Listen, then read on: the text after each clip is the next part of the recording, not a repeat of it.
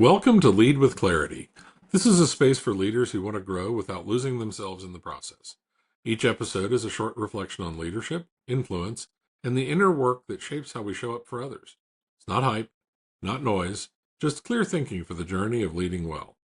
Today's episode is entitled Change Brings Opportunity, the Discipline of Seeing What Others Miss. Here we go. There are leaders who manage change, and there are leaders who mine it. Most of us were taught to stabilize when things shift, hold the line, protect what's working, get back to normal as fast as possible. And honestly, that instinct makes sense. It feels responsible. It feels like leadership. But I want to challenge that today because I think it's actually one of the most limiting habits that a leader can develop. Nido Qubein said it plainly when he said, "Change brings opportunity." 4 words, no qualifiers, no conditions attached. Just a direct statement from a man who built a remarkable career and transformed a university by operating exactly this way. Now, Qubein isn't just a motivational voice. He's someone who immigrated to the United States with very little, built multiple successful businesses, became a sought-after speaker and author, and eventually became president of High Point University, where he turned a struggling institution into one of the most recognized small universities in the country. He didn't do that by waiting for stability. He did it by finding the opening inside every disruption. So when he says change brings opportunity, he's not offering comfort. He is describing a discipline. Here's the leadership moment I want you to sit with. Think about the last major change that hit your organization or your team.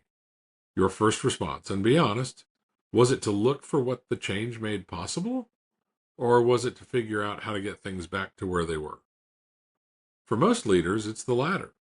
And that's not a character flaw. It's a habit, a pattern that was reinforced every time stability returned and things felt manageable again.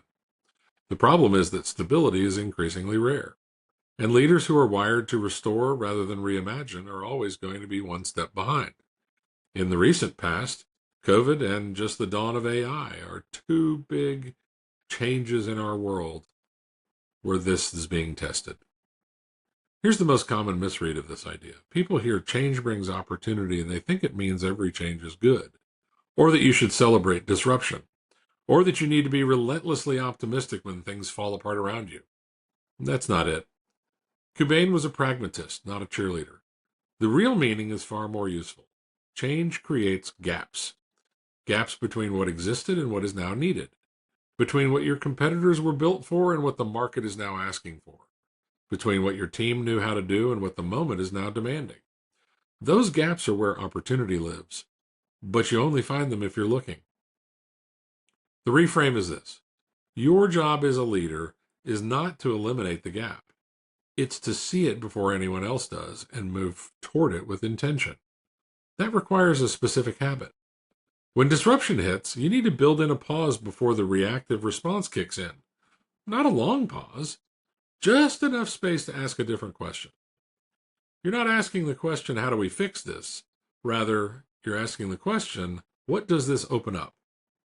One question closes down thinking, the other expands it. And this isn't just individual work, it's cultural. The teams that consistently find opportunity inside change are teams where that question is asked by default, where the leader has modeled it enough times that it becomes part of how everyone processes disruption. And that's a legacy worth building. Here's the carry forward thought for today. Every change that is happening in your world right now, the ones that feel most like problems, it's got a gap inside it. A space where something new is possible that wasn't possible before. You don't have to have the answer today, but you do have to be willing to look. Because the leaders who look are the ones who are still growing 5 and 10 years from now, long after the leaders who were focused on restoration have run out of the road. Nido Qubein didn't just say change brings opportunity. He spent his life proving it. The question for you is whether you're willing to operate by the same principle. Change is not the threat, but missing the opening is.